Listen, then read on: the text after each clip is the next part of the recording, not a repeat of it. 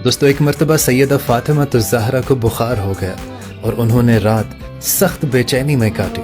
हज़रत अली रज़ी अल्लाह ताला अन्हु फरमाते हैं कि मैं भी उनके साथ रात को जागता रहा, लेकिन रात के पिछले पहर हम दोनों की आंख लग गई और जब फजर की आज़ान ने मुझे बेदार किया तो मैंने देखा कि सैयदा फातिमा ज़हरा ठंडे पानी से वज़ू कर रही हैं। मैंने उनको देखा और मैं मस्जिद चला गया और वहां पर जाकर अपनी नमाज को अदा किया। अब जब मैं मस्जिद से वापस आया तो मैंने देखा कि सैयदा फातिमा मामूल के मुताबिक आटे की चक्की पीस रही हैं। तो मैंने बेसाख्ता सैयदा फातिमा ज़हरा से कहा कि ए फातिमा, अपने हाल पर रहम करो, तुम्हें रात भर बुखार रहा है और बुखार में तुम सुबह उठकर ठंडे पानी से वजू कर रही थी और अब तुम मामूल के मुताबिक आटे की चक्की को पीस रही हो।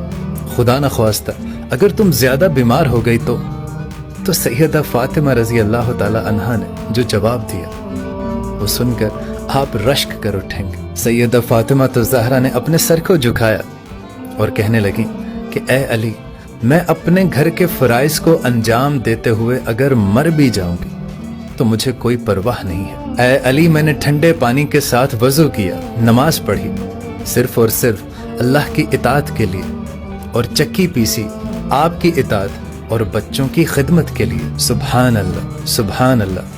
और जब हज़रत अली रज़ी अल्लाह ताला अन्हु से पूछा गया सैयदा फातिमा के विसाल के बाद कि या अली, हमें बताइए कि बीबी फातिमा के साथ आपका हुस्न मौशरत कैसा रहा, तो पता है हज़रत अली रज़ी अल्लाह ताला अन्हु आप दीदा हो गए, आप ज़ारो की तार रोने लगे और फरमाने लगे कि फातिमा जन्नत का एक खुशबूदार फूल थी, अगरचे वो इस दुनिया से चली गई मगर उसकी खुशबू से अब तक मेरा दिमाग मुअत्तर है।